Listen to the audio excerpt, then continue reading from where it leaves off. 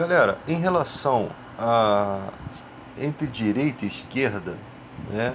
Eu como votei no Ciro Gomes, né? Então eu não sou nem direita nem esquerda, por mais que o Ciro Gomes represente mais a esquerda.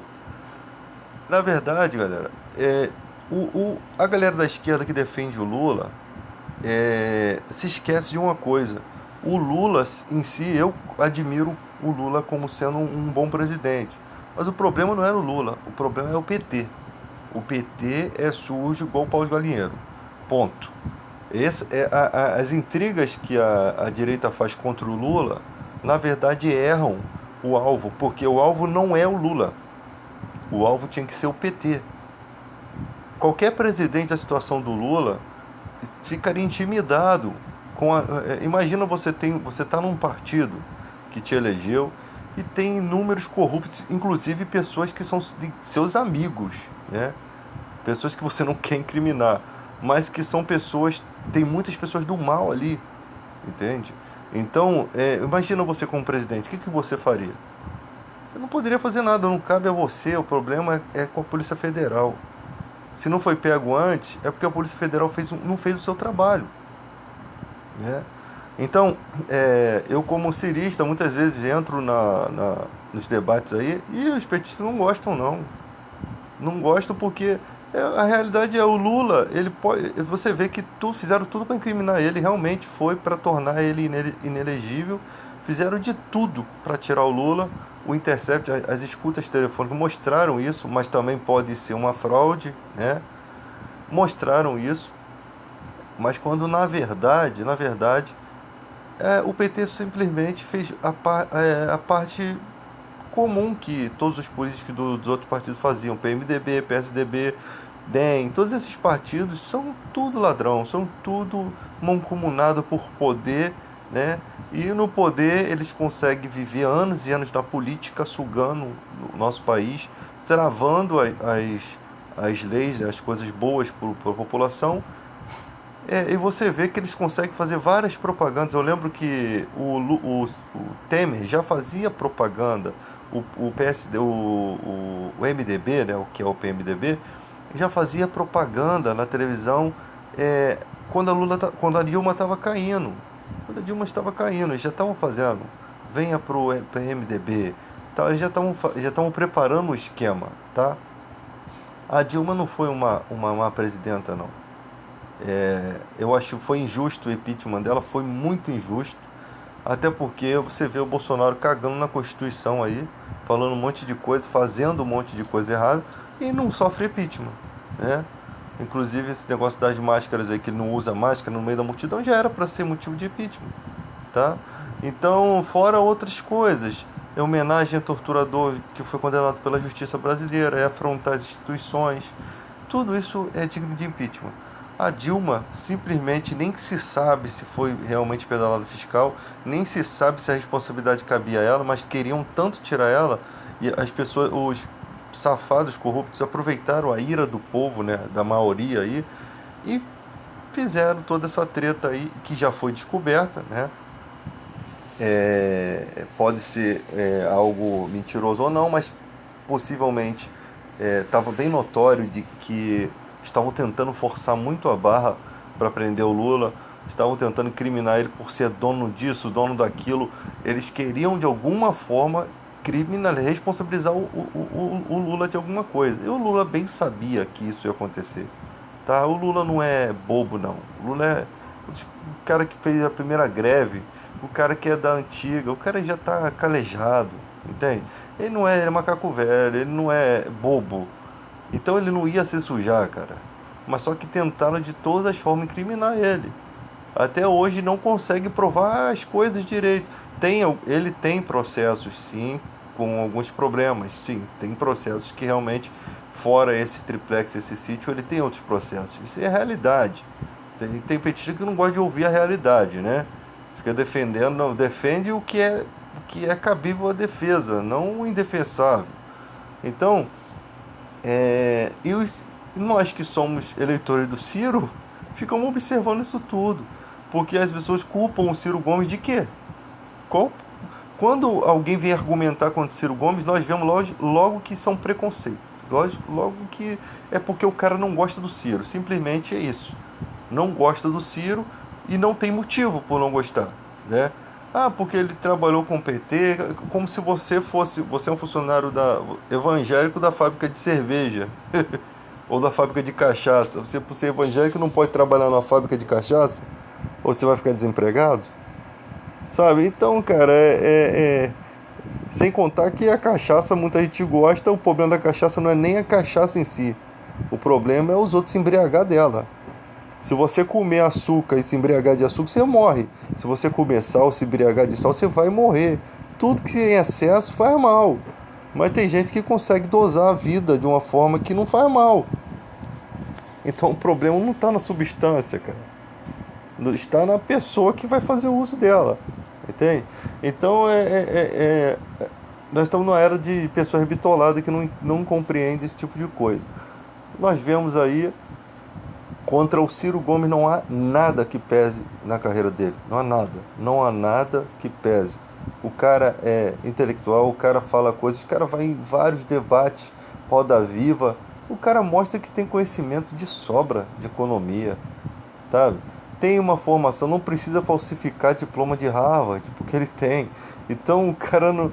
Você vê um montão de gente, Wilson Witzel, teve aquela outra bióloga lá, todo mundo falsificando, o próprio ministro do Bolsonaro falsificando o diploma de Harvard, porque isso é importante para eles têm que ter isso, mas eles não querem trabalhar por isso, né? O Ciro tem. O Ciro tem autêntico. E o povo não dá crédito à verdade. O que acontece no nosso país é o seguinte: as pessoas pensam assim, pô, mas se o Ciro é tão bom, por que até hoje ele não foi presidente? Entenda como é que é analisada a política. Se você é um cara eloquente, que não tem poder político, você não tem, você não precisa ser combatido. Como o Enéas não precisava ser combatido porque ele não tinha força política. Por mais que as coisas que ele falasse em 97, 98% fosse algo real e verdadeiro, você não tem público-alvo, você não tem uma população inteligente, intelectual que consegue compreender. Você tem um monte de gente manipulada, porque nós vivemos num país que a educação foi totalmente degradada por muito tempo. E a política faz isso. Ela mantém em sujeição a humanidade, ela mantém em sujeição a população. Gente, nós vivemos num país em que as pessoas batem no ator de televisão, porque acham que o cara é o vilão lá da novela é na vida real. Então é um nível de pessoa. Nós vemos aí agora, foi um vídeo do Gabriel Monteiro, que eu não gosto de pessoas que votam em Bolsonaro, mas tem muita coisa que o Gabriel Monteiro mostra nos seus programas que é uma porcaria, né? O negócio de ficar entrevistando pessoas, pessoas comuns é uma coisa só para mostrar realmente que o povo não tem conhecimento de nada, realmente. Mas isso daí, você fazer chacota, você debater com esse tipo de pessoa, você deixa de ser sábio. Mas ele fez um vídeo interessante em que uma pessoa oferecia dinheiro para um cara colocar Boa Noite Cinderela no copo de uma mina.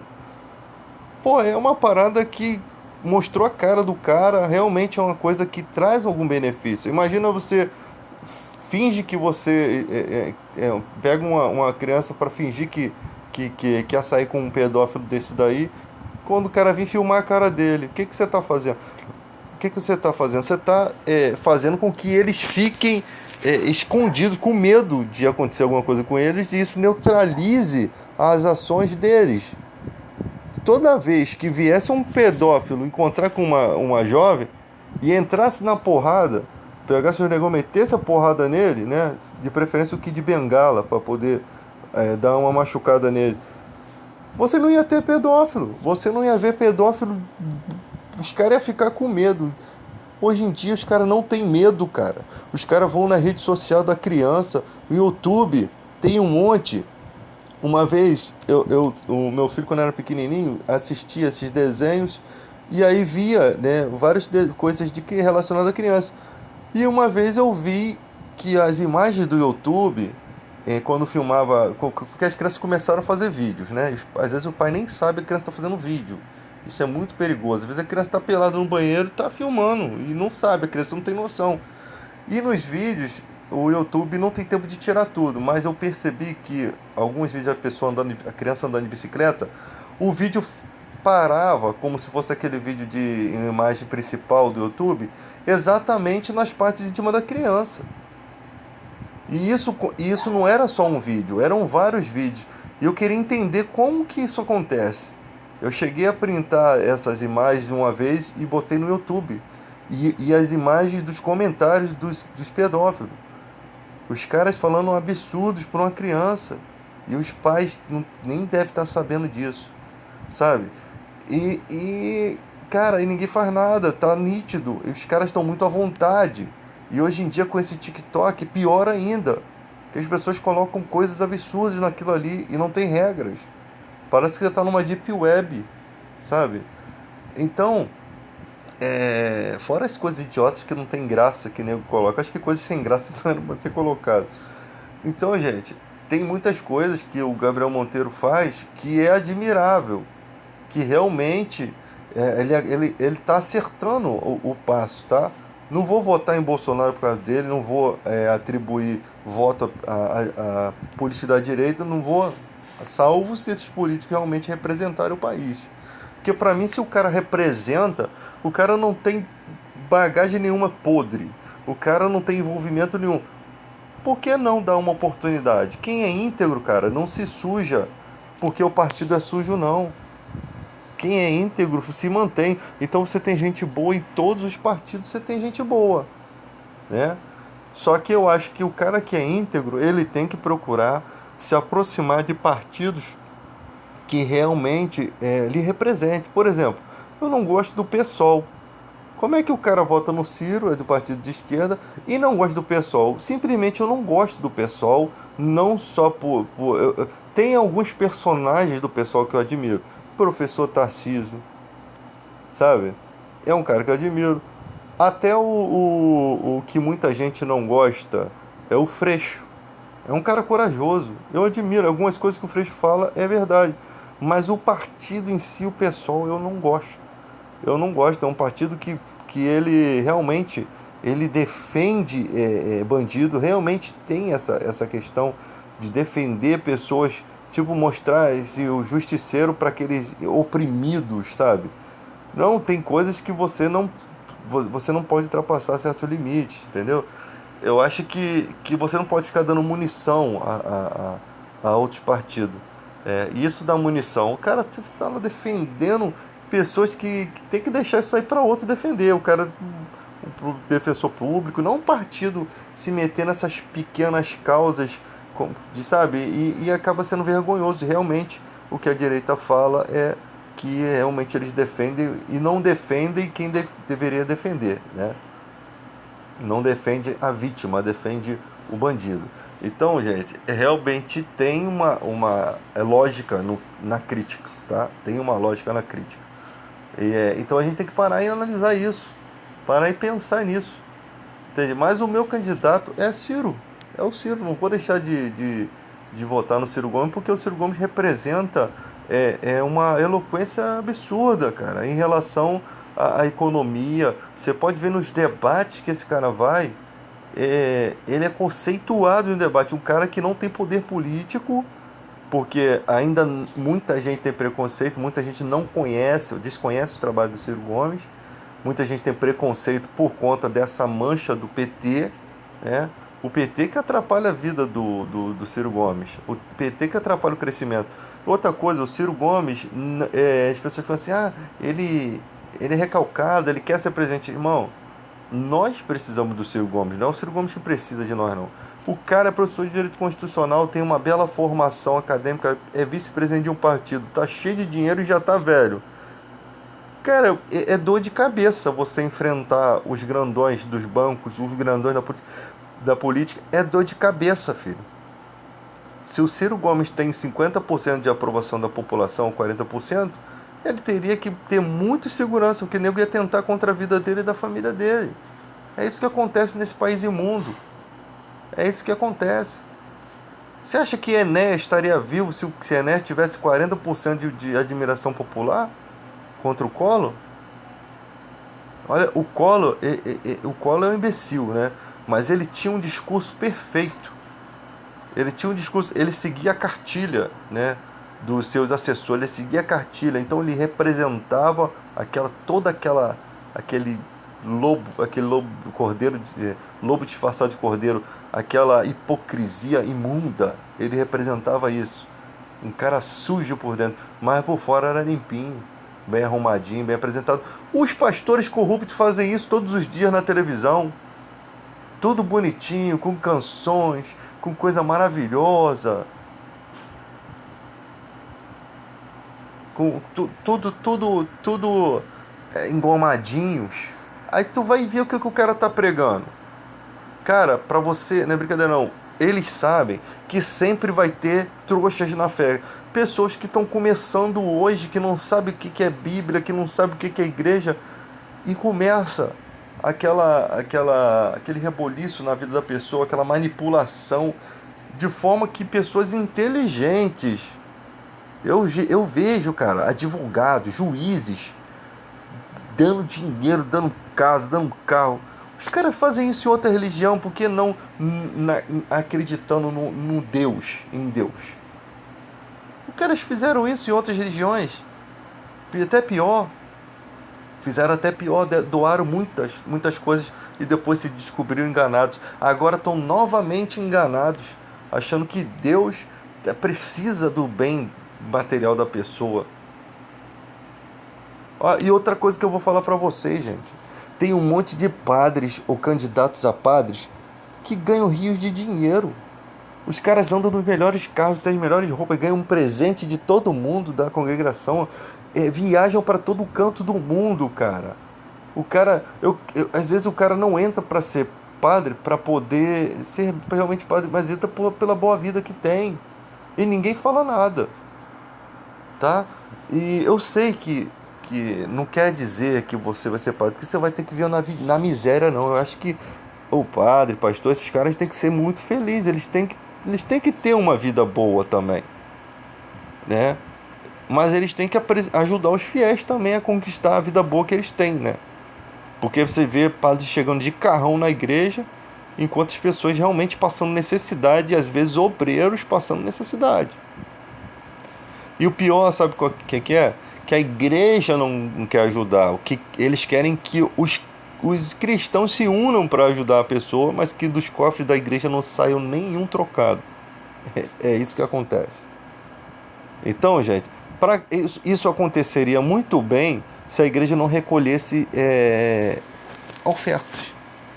Se ela não recolhesse ofertas, simplesmente quem deveria fazer era o povo. Mas como ela recolhe ofertas e dízimos há anos, não custa nada pensar nos seus fiéis, né? Se cada igreja aí tivesse o seu plano de saúde, cara, é só você raciocinar. Você vive num país que as políticas públicas são desgraçadas, que a saúde pública é uma miséria. Então, se as igrejas, cada uma cuidasse do seu rebanho, cuidasse da saúde emocional, da saúde financeira, da saúde, da saúde mesmo, física. Se cada um cuidasse, cara, com certeza o mundo seria melhor. Aí você precisava se unir para ajudar aquelas pessoas que estão fora da igreja. Pessoas que moram em área de risco. Você vê que a casa do cara vai cair na próxima chuva. Mas não, nós vamos lá fazer um culto na casa dele. Porque Deus vai fazer com que os anjos fiquem segurando ali aquelas colunas da casa, aquela madeira que está debaixo da casa, para não cair. Fé sem obra é morta, miseráveis. Fé sem obra é morta. Não adianta vocês ficarem orando quando é para fazer. Quando que esse povo não lê a Bíblia? Quando é para fazer, não é para orar, é para fazer. Depois ora para agradecer a Deus. Sempre foi assim na Bíblia. Hoje em dia é o poste que está mijando no cachorro. É o rabo que está balançando o cachorro. Não é... Tá tudo bagunçado isso aqui. Poste mija no cachorro.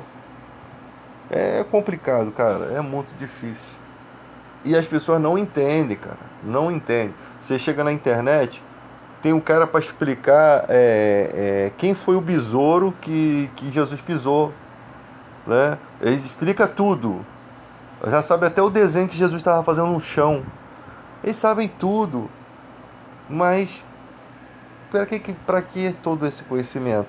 Se ele vai ser útil para quê? Qual é a utilidade? A Bíblia tem que buscar o lado prático. As pessoas cristãs têm que buscar o lado da fé prática. Aí você vai para a prática. Os caras querem fazer carnaval gospel. Cara, tipo assim, beleza.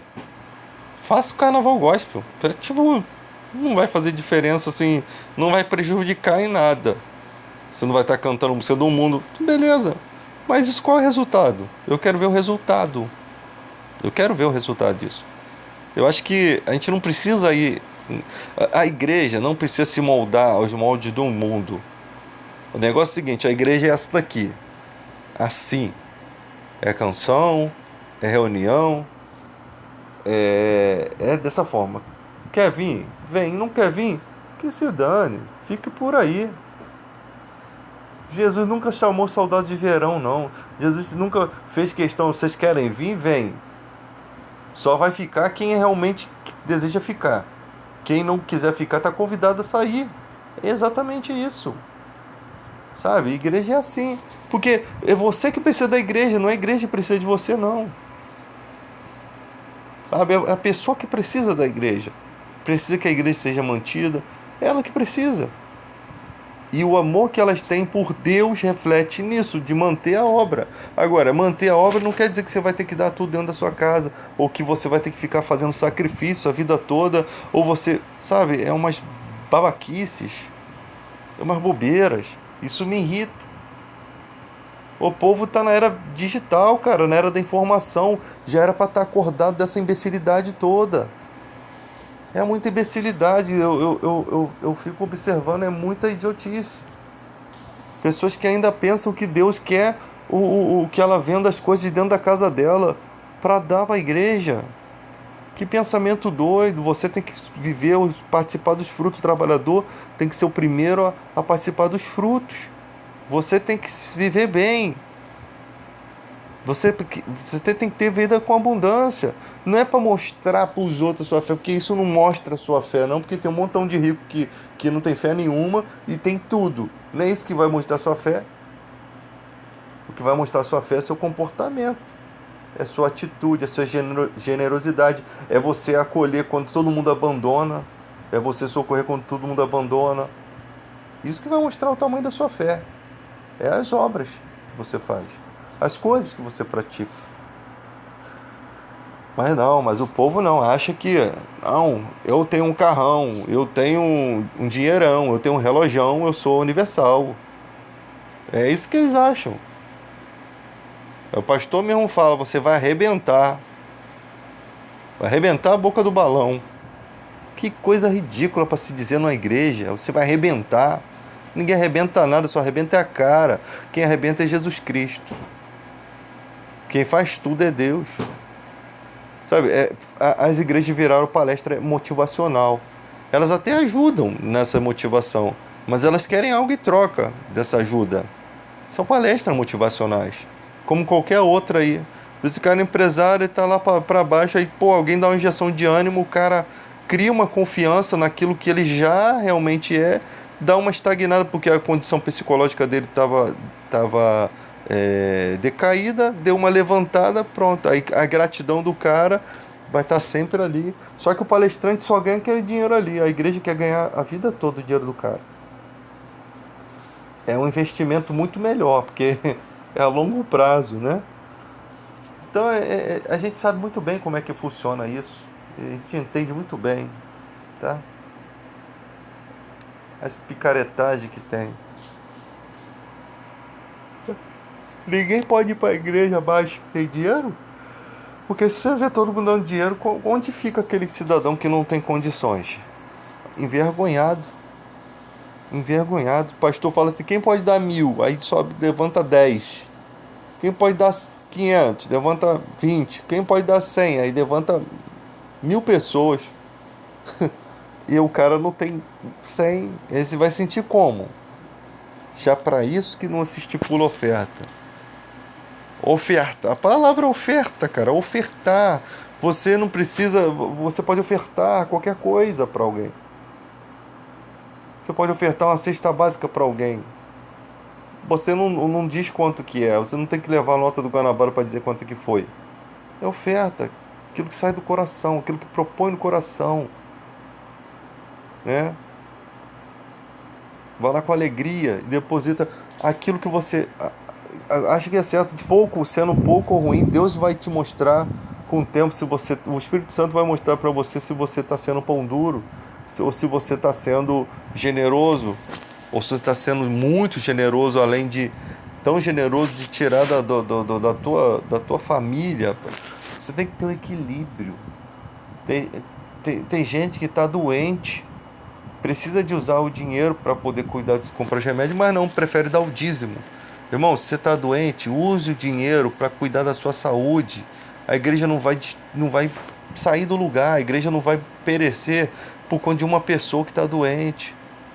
Além de você gastar o dinheiro do dízimo, a igreja poderia vir e ainda te ajudar com os outros dízimos.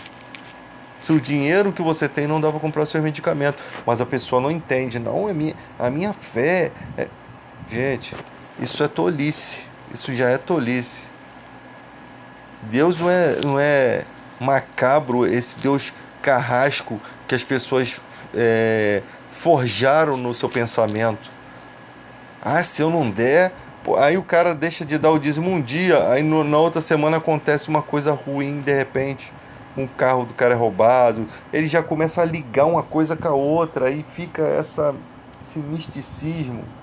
Eu queria ver se você deixasse de dar o dízimo e você ganhasse na loteria. O que você ia pensar? Você ganhasse aí no algum rio de prêmio, o que você ia pensar? Sabe? Porque o pensamento invertido, o contraditório, ninguém pensa, né? Infelizmente, esse é o tipo de caminho que nós vemos aí.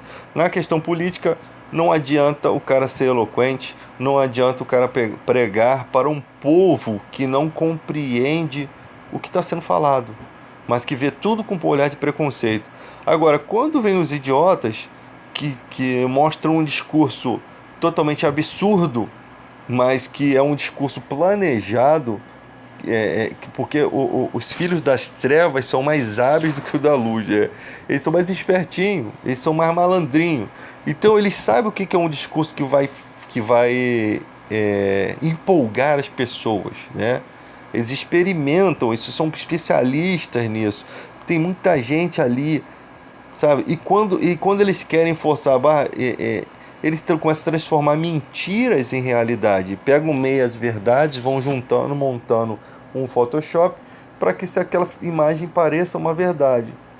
E ali muita gente começa, porque o intuito da política é o quê? É fazer aquela impressão em massa. Porque sabe que depois que você conquista a confiança, depois que a pessoa demonstra confiança, esse cara tá falando a verdade. Pegou a admiração, o cara vai no embalo. Daqui a pouco, maluco, começa a vir pessoas mais inteligentes que pesquisam, ó, isso aqui é fake news, isso aqui é fake news, isso aqui é fake news, mas o cara já está apegado ao ídolo dele, já está apegado, porque aquilo que ele queria que fosse verdade faz parte do intelecto dele. Então, a mentira dentro da mente dessas pessoas passa a ser uma realidade, passa a ser verdade, de forma que ela não, que você fala, irmão, isso é mentira. Não, não é mentira. O kit gay é mentira. Mas todo mundo acreditava, ou tem gente que até hoje acredita piamente que é verdade. Não, não, é verdade. E tem gente que fala que até tem, que até recebeu, o filho recebeu na escola. Aí quando você pede para comprovar, não tem. Mas ela criou aquilo na mente, cara. Cauterizou. É exatamente o que os pastores corruptos fazem. É a mesma estratégia. Porque sabe que o povo brasileiro é um pouco atrasado nesse modo de ver as coisas. Nós temos que ser mais desconfiado, cara. A Bíblia mesmo fala, sondai os espíritos. Na própria questão bíblica, você tem que sondar. Deus manda você examinar, você refletir sobre aquilo e comparar com a Bíblia. Porque há muitos falsos profetas. Na política também, há muita gente falsa. Então tudo tem que ser analisado, até a Bíblia. Não é Aí tem gente que fala, aceita qualquer coisa, profecias, aceita qualquer coisa que jogam nessas pessoas. O que eu vi de mulheres grávidas na igreja que vinham chorando para o pastor dizendo que alguém profetizou que o filho dela ia morrer, que ela ia morrer na mesa de parto, não está na conta. É um monte de gente. Que aí você tem que cuidar daquela pessoa chegar. Mas quem falou isso? Não sei. Uma pessoa me parou na rua e falou que eu ia morrer na mesa de cirurgia. Tem gente maluca, usada pelo diabo, que bota na mente que aquilo é uma profecia, criou aquilo, né? E tem um monte de gente, uma porrada de gente retardada. Que toda hora quer profetizar, quer se mostrar espiritual, né? Aí fica aí profetizando um monte de coisa e as pessoas vão agregando aquilo na mente. Tem que ser mais esperto. A mulher grávida, coitada, cheia de problemas sentimentais, cheia de problemas hormonais, ainda vem um desgraçado desse para falar uma besteira dessa. Eu já cansei de ver isso. Então você vê que o país tem muitas. O que tem de gente procurando psicólogo, e fora outros estão procurando psiquiatra mesmo, que já tá brabo, porque psiquiatra já é a pessoa que realmente tem um problema físico, né? O cara tem realmente problema na mente mesmo. O psicólogo não, já trata uma questão sentimental, trata uma porta que está fechada ali, uma mágoa, um ressentimento, uma, uma, um afastamento de namoro. E, às vezes o cara que é muito nervoso, mas quer se controlar, os amigos dele estão mandando ele se controlar, mas ele não consegue, ele procura um psicólogo para conversar, para saber o que tem, o que está fazendo. Aí a pessoa vai sendo cuidada, o que ela pode fazer para poder não ser agressivo. Eu vejo. Eu compreendo isso. Então, o que tem de gente procurando ajuda, você imagina, essas pessoas procurando ajuda no país todo desse jeito, muita gente assim sofrendo, por perdas, e ainda vem esses políticos imundos falando um monte de mentira, iludindo, incentivando a ira. É isso que está acontecendo no nosso país.